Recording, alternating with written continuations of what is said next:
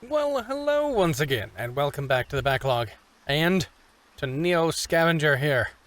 We're doing well. We're doing well. We've got a weapon. We've just got a makeshift sack going on here, ready to go. We've got our cart filled with all sorts of odds and ends, extra wrench, hold on, let me just, there we go, perfect. And we're ready to go. We are ready to go. We're on a campsite here with nothing much going on. And let's see here. We have one move left. There's a dog over here. Let's use our move and come out here. Risk being out in the open during the turn change. We've spotted a dog. Now we are, as I have stated, going to head north. We're going to head north up here. And we're going to try and find a place called Zom Zom's. It's an interesting place, and you should never go there unless you're planning to do the mission that I'm doing. All right. Oh, actually, I think we need to go back to the cryo facility right quick first. But, yeah, first let's actually go here and scavenge. Oh, there's another place. I love these houses in the woods. Which one has that there? That one's almost done. Mechanic, strong. Confirm. What do we find? What did we find? Shirts, 95.7. And blue jeans with 42.6. Blue jeans. Yeah, okay, no, that's fine. Another crowbar. I'd love to have two crowbars, but, oh, this condition is 4.9. Let's swap out crowbars. 99.1, wow. 95. Hold on, let's just find the best possible shirts here. 80, 80, 99.1, 95, 95, 7. 95, 95. Can I put on this 85? Nope. There we go. All right, and then the hoodie over top. There you go. And we've got another lighter. Okay, fine, fine. We'll go to the cart, and we will put in our stuff. Oh, I can put in my my crowbar in here. That's right, because it's big enough. I'm just gonna stack it all in there. Perfect. And we're ready to go. Yeah. So I do need to come back down here, because I don't think I have. When you go to Zom Zom's, it's really helpful if you have the footage of yourself killing the dogman, if I remember correctly. I could be totally wrong on that. Oh, good. We'll come by and hit this next turn. If the dogs don't attack us. Oh, or this fellow. Hi, fellow. Oh, or other fellow who looks like he has a weapon. Let's actually just scoot. We're just going to scoot. Maybe we'll grab this one. We'll see. Are they going to follow us? Painkillers are wearing off. All right, that's fine. Yeah, let's scavenge in here real quick. This one? Good. We can still use it even though it's not on hand. 4%. Yep. Let's use that up. Might as well. What do we find? More stuff. Hoodies. 41%. Black cargo pants. There we go. All right. Cargo pants are cool because they give you a little bit extra space here. Makeshift rag shoe and a tarp. Awesome. I don't have a tarp.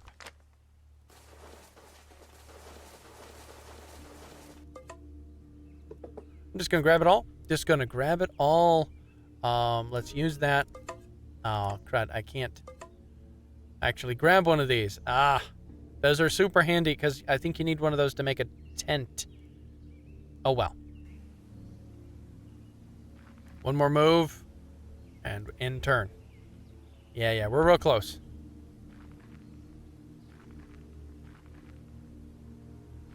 Yes, yeah. So we'll hit this and then we'll just go straight up. Now, there's a couple of strategies with this. I'm just going to use the Zom Zom strategies. Best I know, that's what it's called. Player is warmed by a campfire, but also easier to spot. Player is warmed by a small flame. It's also a little bit easier to spot. Okay, then let's go in here. Oh, we still have all the meat. Oh, which means can we craft cooked meat?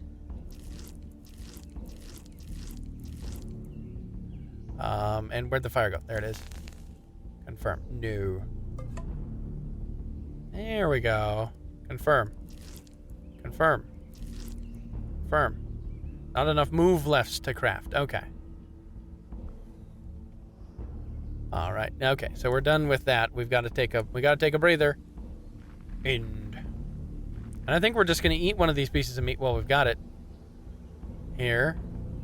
Okay, let's craft again.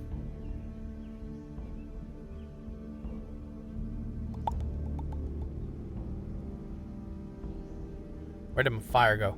Did my fire go out? It did. It went out. That's all right. We're gonna...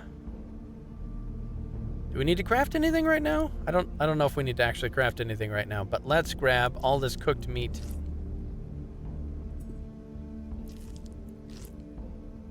Raw meat. Cooked meat. Perfect. Raw meat. Okay. Fair enough.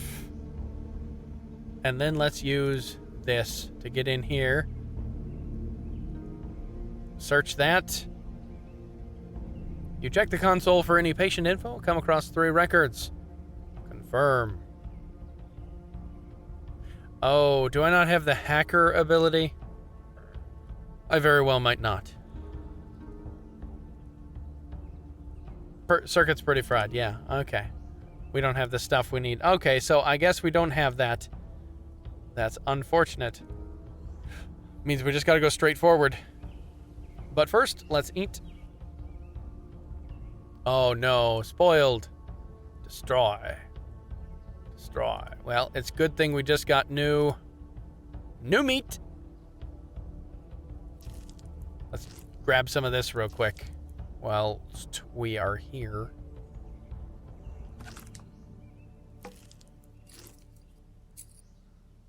Funny way to do that, but it works. All right.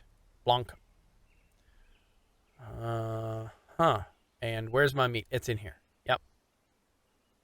Eat. Nom, nom, nom, nom, nom. Okay. There's a whole pack of dogs that we don't want to actually face. Because 1 dog at a time we can take. 3 whole dogs at a time, not so much. All right, we got a little scavenging to do here. Oh, mobile home or abandoned house. Let's go with the abandoned house. 4% strong mechanic. There we go. Absolutely no sneaking. Let's do 1 more at least. Strong mechanic. Crowbar. Oh, looks like we found another lighter. All right, what do we got? We got some water. We found some water we can put in a bottle. Flump, flump, flump. It's not helping us. Not giving us any help at this stage.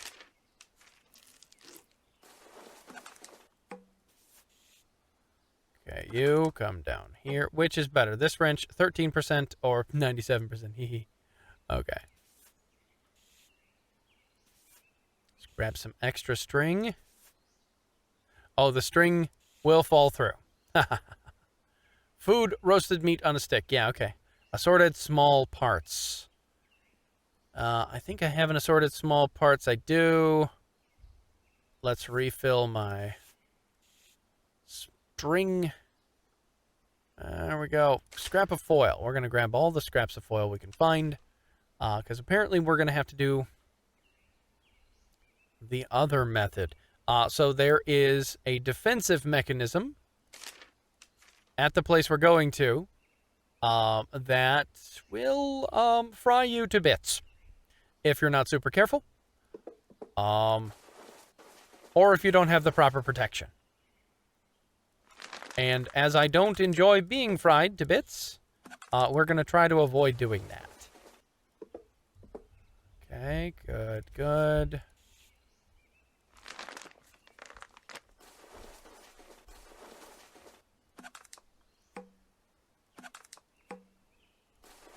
There, just doing a little bit of cleanup. Around here.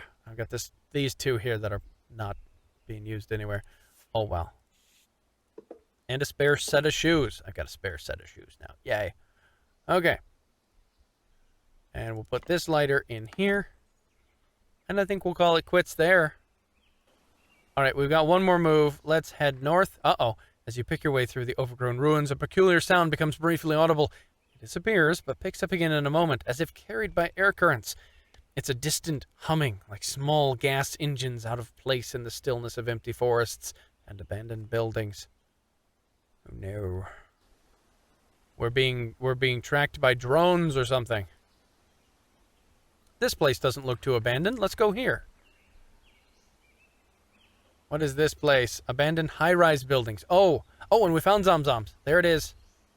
All right, let's go straight to Zom Zoms and we'll find out what we find. Approach the warehouse. Yes, we're going to approach. As the source of the distant sounds finally comes into view, you stop in your tracks, unsure whether it's safe to continue. Ahead you see a titanic warehouse, one of those distribution centers from before the apocalypse. There's a dull roar of ethanol generators, combined with the occasional rev of unsuppressed exhaust from off-road vehicles. Figures seem to be milling around a low extension on the right, and the occasional ATV arrives or departs without fanfare. You don't think you've been spotted yet, this far out, though with all the activity, it's hard to tell. You cautiously approach the warehouse, noting a bright sign reading Zom Zoms, a place to eat. The sign hangs over a giant garage door, which is fenced off behind a tarp and barbed wire. Bright lights, welding arcs, and peculiar shadows can be seen in the fenced area, and a din of rowdy chatter echoes from within the building. A semi-trailer attached to one of the loading bays acts as a makeshift gate and pedway into the warehouse. Ragged-looking figures line up alongside the trailer, watched over by armed mercenaries. It looks more like a club than anything else, except for that tarp area. Just then your stomach sinks when you realize there's a truck on the other side, offloading prisoners or slaves of some sort. Fighting back panic, you reason that showing fear might mark you as a target, and try not to break your stride mercifully. Nobody seems to care. All right, let's go in and see what we find. All right, you cautiously approach the warehouse. Oh, I actually have to approach the line. Or leave Zom Zoms. Yeah, we're approaching the line. Well in line, you feel a flutter of anxiety each time the line advances. With each step, you try to catch a glance of what's through the doorway in the trailer, but you still can't tell. Most of the people in line are ragtag looking, wearing mismatched clothes and stinking of sweat. Some confused, others bored. The guards are better groomed by comparison, though you suspect they'd just as soon murder you for your clothes if they weren't being paid. Up a few wooden plank steps, you step inside this semi-trailer, and hollow sounds of a crowd echo down the narrow corridor from the warehouse. To your right is a chipboard and mesh booth where an attendant is collecting fees and weapons and stamping people before they walk down the trailer into the warehouse. "Stalker, spectator," the attendant drones, looking disinterestedly past you. Let's be a spectator. I think that's what you got. Looking behind her, you see eye slabs, shoes, and sundry items. It looks like there are definitely some items they'll accept more than others, at least today. Well, let's give a shoe and one of these and one of these. I've got extras. You offer your item, which she stashes in a meat locker, and she demands, reaching for a stamp as you present your hand. She applies a symbol, a number, then nods to another grizzlied merc who checks you for weapons. He tosses your confiscated items into a numbered bin and ushers you down the trailer. Inside, it's one part supper club, one part gladiator pit. A wall of sound assaults your ears as you cross the threshold.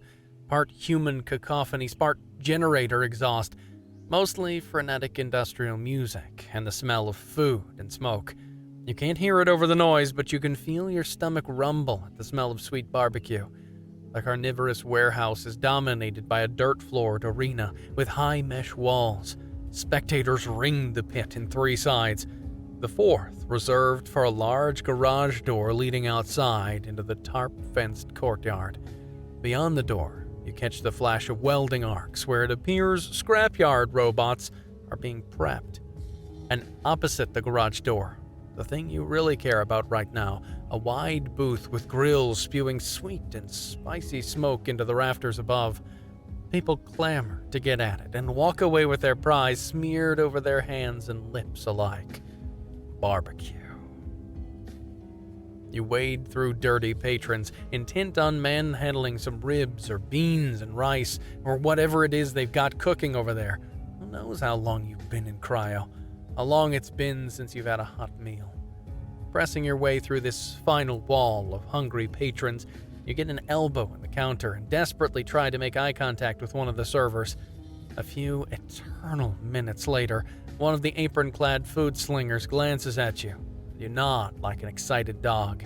He reaches into a smoker box, withdraws a loaded skewer, and places it in your hand. Sweet, succulent barbecue. Savoring it at first, you start to grow paranoid that it'll be snatched from your hands, and you bear down on it with renewed fervor, huddling with it against your lips as you absently walk away from the grill. Player 8, Zom Zom's barbecue. I'm sure the Soylent Green is delicious. This meat, it's like good, fully developed veal. Not young, but not yet beef. Yes, very definitely like that, and not like any other meat you've tasted. In fact, so much so that you think no person with a palate of ordinary, normal sensitiveness would distinguish it from veal. It is mild, good meat, with no other sharply defined or highly characteristic tastes, such as, for instance, goat, eye game, and pork half. The steak is slightly tougher than prime veal, a little stringy, but not too tough for stringy to be agreeably edible. The roast is tender, and in color, texture, smell, as well as taste, strengthens your certainty that of all the meats you habitually know, veal is the one meat to which this meat can accurately be comparable.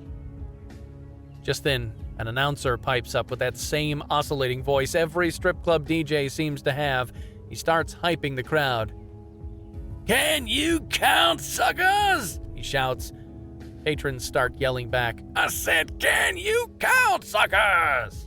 On cue, a testosterone-fueled wave of shouts comes from the floor. "Raise those numbers!" he calls with expectation, and everybody raises their fists in unison. The music changes. Lights switch to UV, and numbers appear on all the stamped hands. Your heart starts to race as you realize what's happening. Looking around, everyone has a stamp, most like yours. They all have numbers, but it's clear now what the symbols are. Patrons like you have silhouettes of vultures next to their numbers. Those unlucky few who don't have lambs. The announcer calls a number. A low number. Feeling somewhat relieved, you raise your hand above your head. Patrons around you look up to it for a moment, then continue scanning the crowd.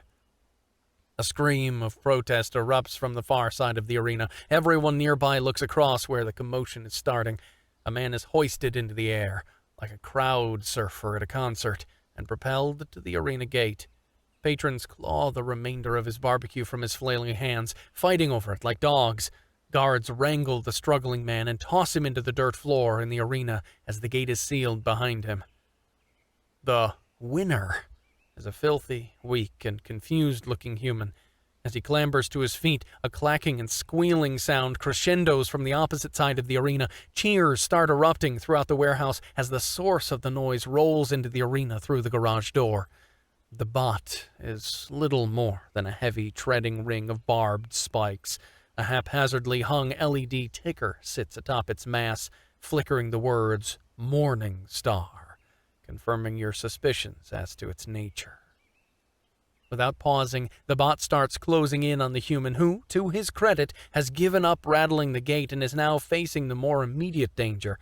He starts circling left, leading the bot to one side of the pit, then dashes right as fast as he can, bypassing the bot. The move buys him a few seconds as the bot spins in place on its treads, but he ends up in the same situation on the reverse side of the arena. This continues for a few laps, with the human visibly wearing down. Perhaps realizing his error, he switches tactics and leads the robot towards a support column and allows it to get close before ducking around behind it. The bot starts turning in place, but the tread gets hooked on the pillar, and for a moment it appears to be stuck. You can sense the tingle of hope in the man as he watches the bot rock to and fro for several seconds. However, the bot's rocking eventually frees it, and it turns to face him again. Crestfallen, the man returns to his original strategy of dodging the robot like a bullfighter, ever more slowly, each pass. It doesn't take long for the robot to wear down its already weakened prey, and it scores its first hit, trampling his leg under treads. The man's cry of pain is lost in a wave of cheering from the crowd as the robot backs up. The man hardly has time to limp before it rams him again, this time following through and impaling him against the wall. Drunk with bloodlust, the crowd is now screaming as the robot backs away once more from the stumbling, bleeding man. The bot rams him into the wall one more time and backs away, this time with a human stuck on its spikes. The crowd cries out in ecstasy, which eventually simmers down into a rabble as the arena service personnel remove the entrails. Your mouth agape, you suddenly feel a wave of nausea. You begin looking around, panicked. We can see what happens next, or try to leave. Let's see what happens next. I'm afraid if we try to leave at this point, they'll just throw us into the pit.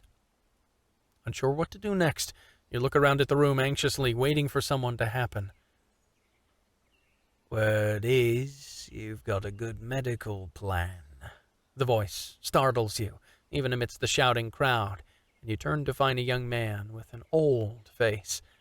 He looks to be of Asian descent, with hair like a mop, big aviator glasses, and an improbably white fur coat.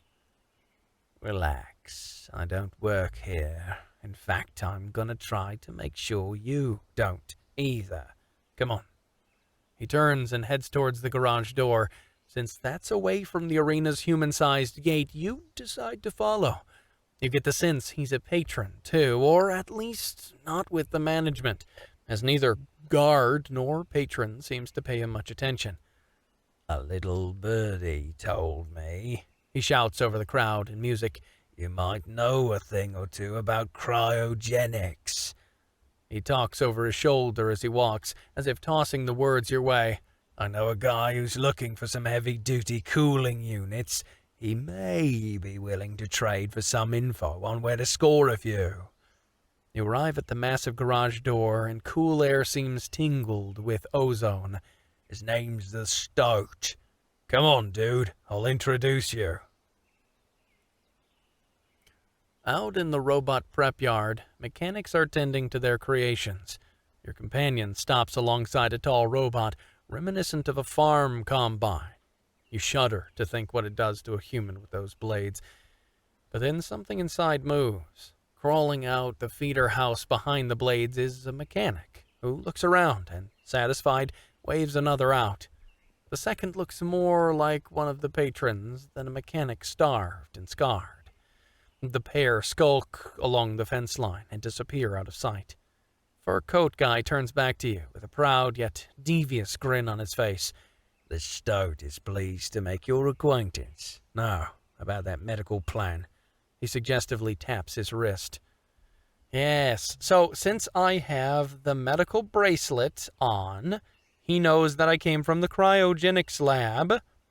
So, So, we can give him the bracelet, we can just give him the info about where to go, or we can talk about trades, which I think is the thing we will do here. Ooh, a counter-offer, Stoat says, stroking his chin. Okay, tell you what. He snaps into action. I got a thing, someplace that needs, certain items liberated, he makes air quotes. You trade the bracelet, I'll let you in on the haul. Here's what's up. Camp Grayling. You heard of it, right? Big old military base somewhere in Michigan, no? Guess you have to be in certain circles. He flicks something invisible from his coat. All sorts of rumors about the place. The one thing that's sure, it's full of tech and no one to tinker with it. Meanwhile, he knocks the combine bot, producing a hollow ring. Sucks right. Your part is simple. He places a hand on your shoulder. Maybe you've seen a bot around here. Tall, tin fellow, 6 legs, mauling some guy. That's the one. Well, wherever he came from, there's got to be more. And if I'm doing this with farm machinery, imagine what I could do with old Spidey Mullers. He pantomimes an explosion while puffing up his cheeks. But Stout waves a finger at nothing. I don't expect you to pilot these babies out of there. What I need you to do is get inside the base and bring back everything you can find on them. Schematics, blueprints, test data. The more the better. Be warned, it's a death machine nest. You think these are brutal? Stout gestures towards the prep yard. Drunk, angry teenagers compared to trained assassins. In return, he says, scratching his chin, I'm thinking the power structure will be shifting a bit around here, and the new one will be the I owe you variety. He points at your chest. So, deal of a lifetime, dude. Alright, so we either refuse the deal or we take the deal. I'm thinking we're not in a position to refuse the deal, so let's just take the deal. Be on with it. Nice! He laughs. He extends a hand. You meet it with yours. Okay, like I said, it's a death machine nest, but I've got some goodies for that. Let's say it's an advance payment or a signing bonus, either way. Step 1, he says, counting it with a finger. That bracelet. Still need me some cryo goodness, after all. Alright, so we can just give him the info or we can give him the bracelet. He wants the bracelet, we'll give him the bracelet. There we go. Aha, we got something. You snap the printed bracelet from your wrist and hand it to him. He slides it through his fingers, reading the lettering on the strap. Nice, dude. He bobs his head. I may have to do an expedition there, and nice name. He starts unlatching a flight case near the combine bot. An array of electronic parts and gadgets fill the case, and he tosses the bracelet inside, scanning his hand across the range of parts. He selects one, then closes the case again. Here, he hands you an orange box with screw mounts on it. Insurance for when you get there. Hold on to it. All right. As for me, I may have to check into your fancy clinic soon. I'm thinking I'm coming down with a little something. He fake coughs and clears his throat, grinning. Step 2, get inside. The goodish, baddish news is that your new toy will help, but you'll likely need to supplement with tricks of your own. Nobody's come back from there, though rumor has it that some protesters managed to embarrass the brass at Grayling back in the day. You'd probably have to rummage through some old newspaper stories to verify that, though. Anyway, that's step 2. Figure out how to get in. Step 3, find schematics somewhere convenient for personnel to get to day and night.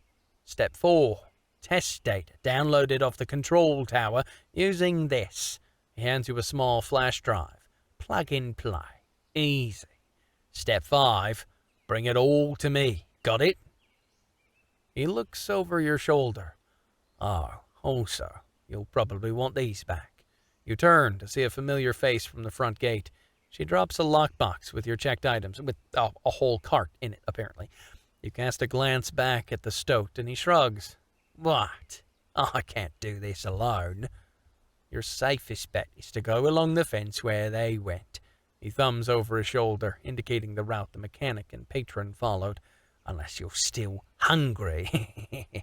He laughs, mocking a vomiting motion. See you around, dude. He calls over his shoulder, walking back to the warehouse. Stoat's friend awaits you as you gather your things from the lockbox. Better make sure you empty that locker while you have the chance. Once ready, you head along the fence and return to the wastelands towards a higher measure of normality. All right. Lockbox. Yeah, has all my stuff. Okay. So let's make sure. Let's empty this out. Let's put this on my cart. Here. There we go. Vehicle. And weapon. Big. Sack. Pills. Flash drive. That'll come in handy. Orange box with screws. Yes, this is super handy. We definitely need to make sure this stays with us for forever, or we will die. Most likely. Okay, so let's just do a little bit of rearranging here. Put that over here, put this over here, put that right in there. All right. Empty. Good. All right.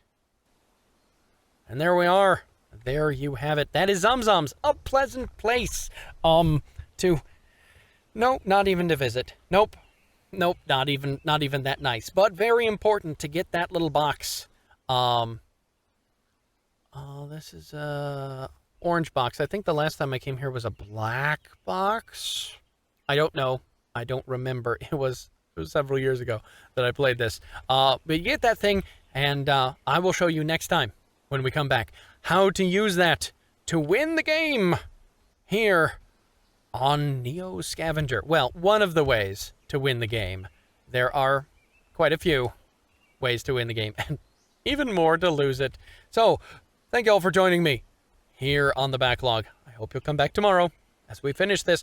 Hopefully we won't die before we get a chance to win. But if we do, well, that's Neo Scavenger. So, thank you all for joining me. I'll see you again tomorrow.